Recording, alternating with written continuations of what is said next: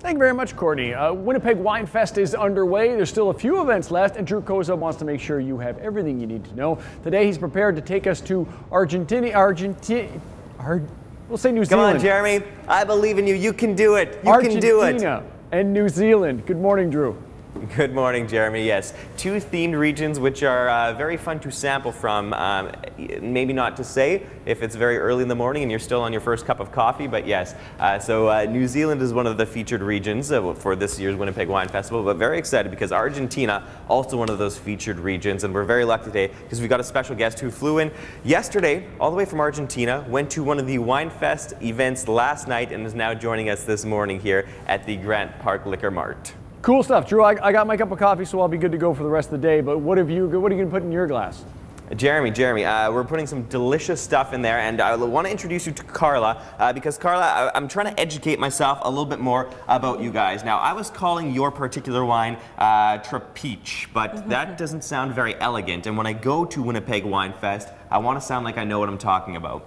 So how do I say it properly? So in Argentina we say Trapiche. Trapiche? That's the original pronunciation. And what does that mean? So Trapiche is it's a word that means crusher. So the crusher is a machine that we used to use for crushing the grapes and also the cereals that we don't use anymore. Okay. Today we use a destemmer just to separate the stem from the grapes, but at the time we use this crusher to crush the grapes. That's the meaning of the name. So in the olden days you used one of those to help prepare the wine, but now we've got some more modern methods, which we'll talk about a little bit later on. But I wanted to ask you a little bit about Argentina, because you are one of the featured, or one of the theme regions this year. Yes. What are the characteristics of Argentina that make you guys a good wine producing area? So Argentina is the location of Argentina is a crucial point for the viticulture in our country. So all the wine regions are located at the foothills of the Andes mountain. Okay. So we don't get all the west of Argentina. So we don't get any sea influence. The ocean is very far away. It's maybe 1,400 kilometers. Okay. The Atlantic Ocean, and on the west part we have Chile. After the Andes we have Chile and the Pacific Ocean. And because the mountains are very high, almost 7,000 meters, the Aconcagua mountain, so we don't get any sea influence from the Pacific Ocean. So our viticulture is about altitude. So the difference is in latitude and altitude. So all the wine regions are located between 22 and 42 degrees of the parallels in the south hemisphere. The right area where we find Chile, the same area where we find Chile, New Zealand, Australia. So we are in the right area first.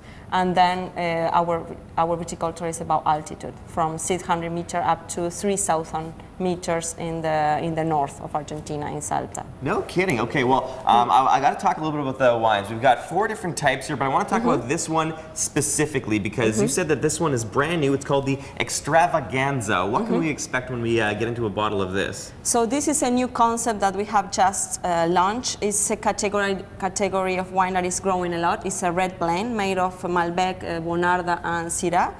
And the idea behind the wine is to make a wine to be enjoyed, not to analyze. We are not analyzing the color, the smell, and the mouth separately, but just drink the wine and sip the wine and enjoy it. So this is a fun wine that's gonna taste good. We don't need to overthink it after a stressful day. Yes, it's a fruity-driven wine, easy drinking, and that's the main idea behind the concept. We choose a catching name also, Extravaganza, just to attract also people that are looking for something different, or even new wine consumers that are used to other drinks and want to start drinking wine. I think that's a good starter. All right, well, if you don't mind, can I get you to fill me up? Some really great things going on this year at Winnipeg Wine Fest. If you want more details about the events that are still available, just go to our website at breakfasttelevision.ca. We're taking a quick break here on BT, but still plenty more to come this morning about Winnipeg Wine Fest later on City.